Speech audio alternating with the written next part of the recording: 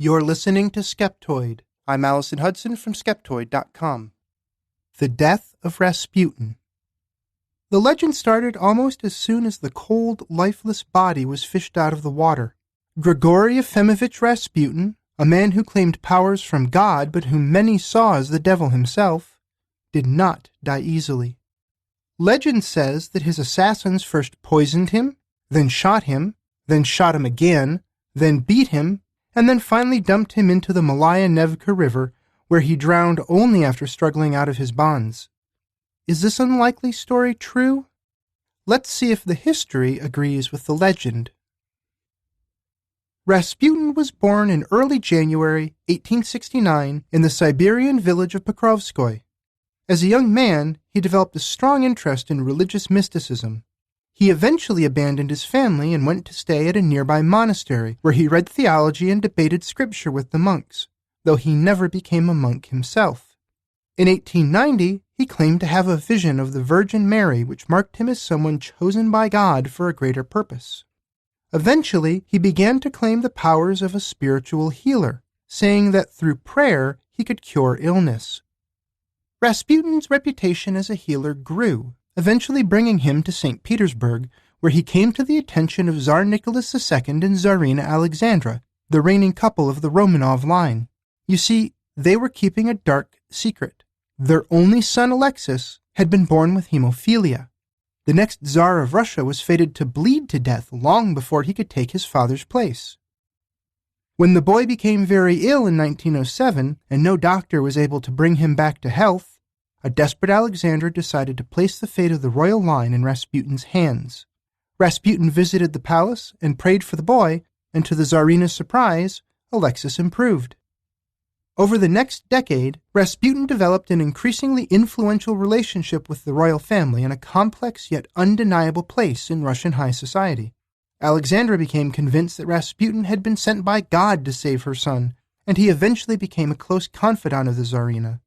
Rasputin, in turn, used his new favor to wield both social and political influence. Getting into all the subplots and side stories of Rasputin's life amongst the Russian elite would be an episode unto itself.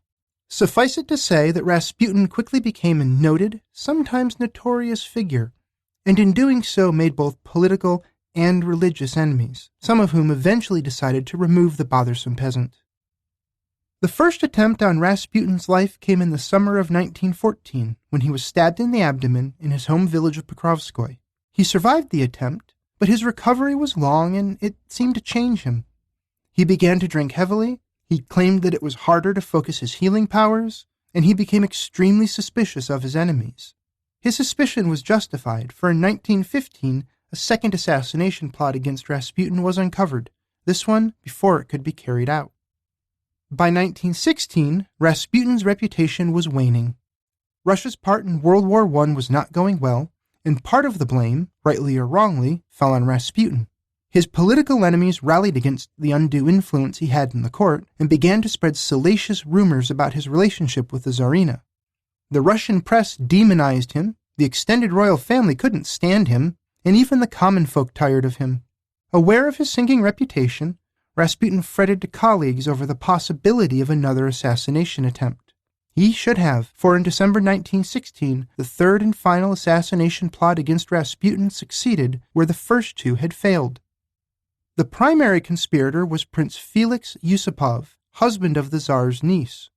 Yusupov, along with 4 other men, decided to lure Rasputin to Yusupov's palace in St. Petersburg and murder him under cover of darkness, in the hope that Rasputin's death would reverse the fortunes of the Romanovs. In his memoirs, Yusupov described the plan.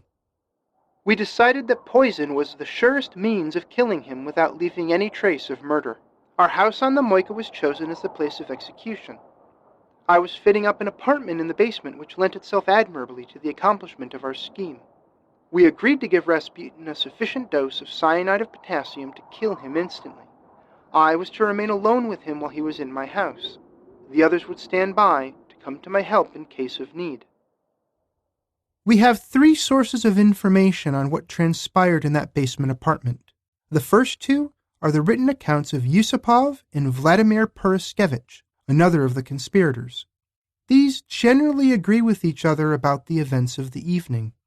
The third source is the result of Rasputin's autopsy, conducted by candlelight on the evening after his body was recovered. That source tells a different story. Everything began in the wee hours of December 30th, when Rasputin arrived at Yusupov's palace and was shown to the basement apartment. Yusupov offered him tea, cakes, and alcohol laced with the cyanide. This is where the sources first diverge. The story told by Yusupov is that Rasputin consumed both poisoned cake and wine, but failed to succumb to the poison. He merely began to complain of a heavy head and a burning stomach. The story told by Purishkevich agrees, though Purishkevich was not in the room and so could only have known by way of Yusupov. The findings of the autopsy do not support this part of the narrative. The autopsy found no trace of cyanide in Rasputin's stomach, though it did discover a large quantity of undigested alcohol. They knew to look for the poison because Yusupov had already confessed to the crime.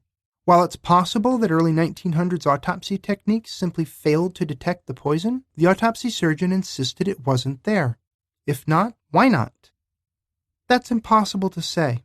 Maybe the conspirators simply failed to use the proper dosage. Maybe the substance they had was not cyanide and had been misidentified. Maybe Yusupov is embellishing the tale to make the assassination more harrowing. We'll never know for sure.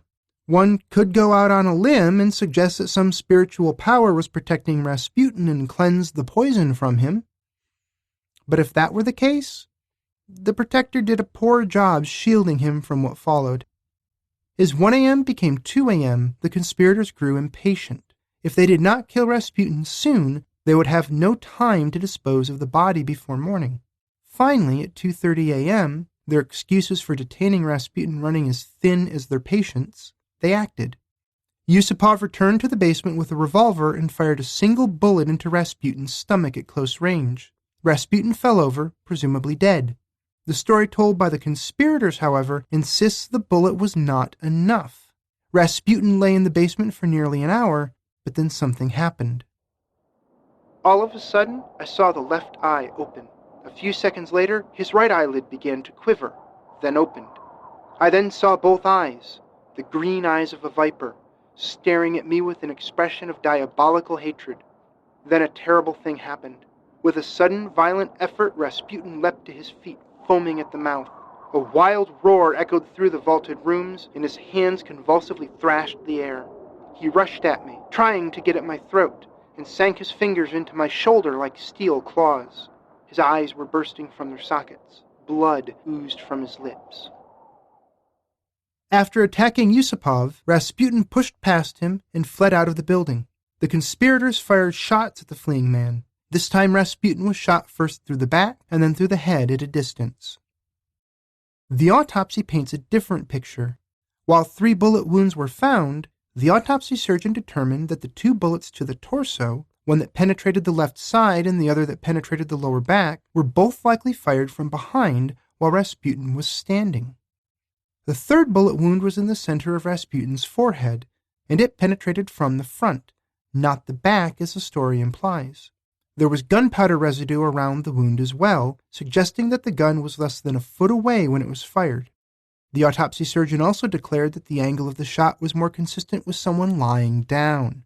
In other words, the autopsy suggests that Rasputin was shot from behind, collapsed, rolled onto his back, and then shot through the head as he lay dying.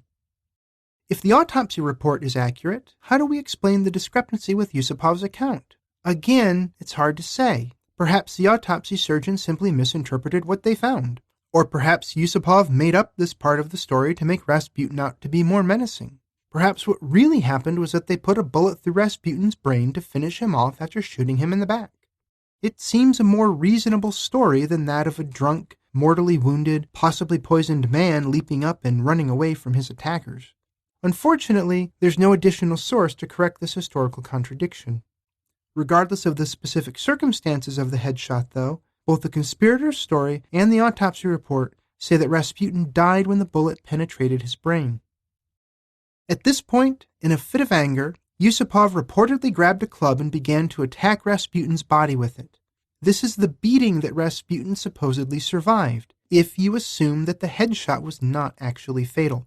That he may have still been alive at this point is hard to believe given the primary documentation, but some websites and casual history books insist that he was, because it is vital to the Rasputin legend. According to those sources, when the conspirators dumped Rasputin in the Malayanevka River, he was still breathing, and it was the icy water that finally did him in. As evidence, some have long claimed that the autopsy discovered a large amount of water in Rasputin's lungs, proof that he was still breathing.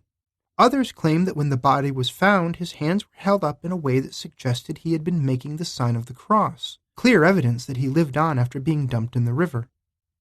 In fact, the autopsy did not find water in his lungs, and while photographs of the frozen corpse do show Rasputin's arms had been floating free, they're not actually making anything remotely cross-like.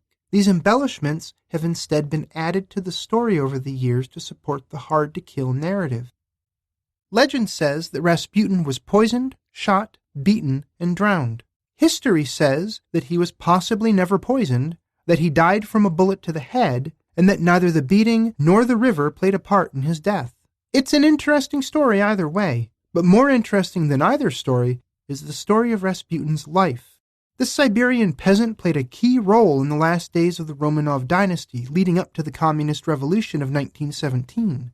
He's held the fascination of historians and laypersons for nearly a century. He doesn't need a crazy death story to be memorable. Every Skeptoid episode has complete bibliographic references on its transcript page at Skeptoid.com, plus further reading suggestions if you want to know more. You're listening to Skeptoid, a listener-supported program. I'm Allison Hudson from Skeptoid.com. Reach me on Twitter, username AriaMeath.